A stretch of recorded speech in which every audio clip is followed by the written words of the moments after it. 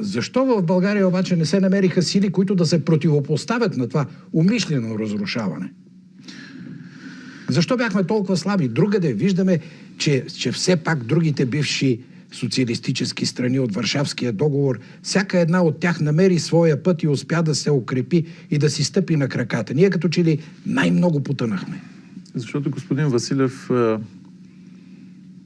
да го кажа с думите на покойния ми дядо, ние сме, поне аз, съм първо поколение Суповки. Защото баща ми тръгнал бос. Той като гледам така да на вашите години.